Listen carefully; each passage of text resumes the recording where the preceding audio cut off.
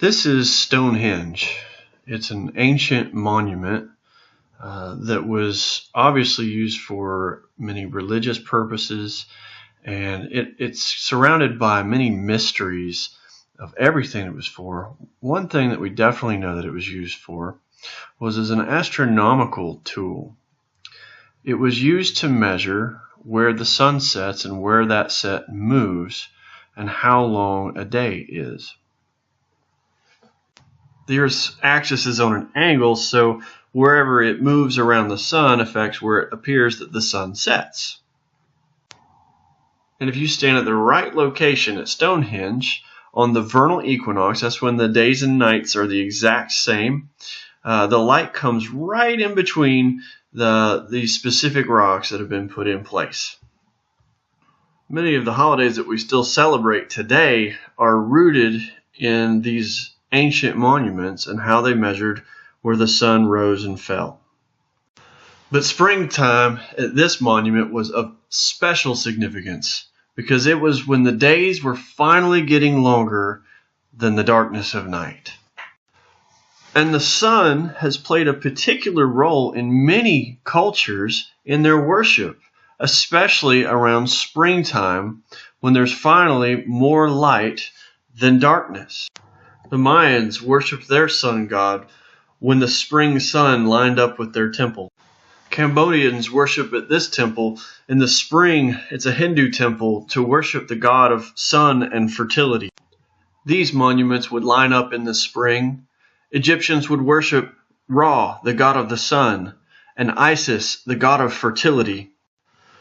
This is Ishtar, or pronounced Easter, which is the Babylonian and Assyrian god of fertility, which is also the origin of many of our images of bunnies and eggs for our Easter celebration. The Asherah pole that Gideon chopped down in the book of Gideon was the Canaanite goddess of fertility. But why was all this sunlight, fertility, and springtime so important to all these different people in different places? Come on now, think about it. Yep, you guessed it. They were farmers. With the cold and darkness of winter gone, they would pray for the light, warmth, and new life for a harvest that they might survive through another year. Looks good, don't it? But no matter how bountiful the harvests, or how many years one may survive in every culture, each person must still face the inevitable. Paul says to the Romans in chapter 8, "For I consider that the sufferings of this present time are not worth comparing with the glory that is to be revealed to us. For the creation waits with eager longing for the revealing of the sons of God. For the creation was subjected to futility not willingly, but because of him who subjected it in hope, that the creation itself will be set free from its bondage to corruption and obtain the freedom of the glory of the children of God. For we know that the whole creation has been groaning together in the pains of childbirth until now. And not only the creation, but we ourselves, who have been the first fruits of the Spirit, groan inwardly as we wait eagerly for adoption as sons, the redemption of our bodies. For in this hope we were saved. Now hope that is seen is not hope, for who hopes for what he sees? But if we hope for what we do not see, we wait for it with patience." Paul is referring to Adam and Eve bringing sin into the world, these precious creatures with the breath of God, so easily corrupted with one lie. And because of their sin, God told them, "Cursed is the ground because of you. Through painful toil you will eat of it all the days of your life. It will produce thorns and thistles for you. You'll eat the plants of the field. By the sweat of your brow you will eat your food, until you return to the ground. Since you were taken from it, you are dust, and to dust you will return."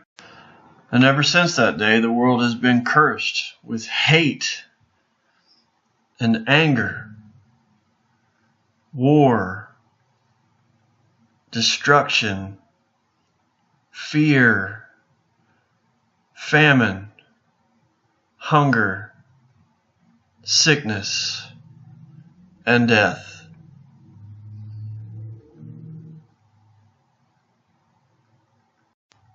Even the Son of God himself seemed unable to escape this bitter curse.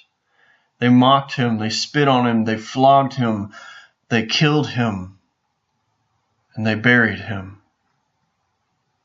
No more light, no life, no hope.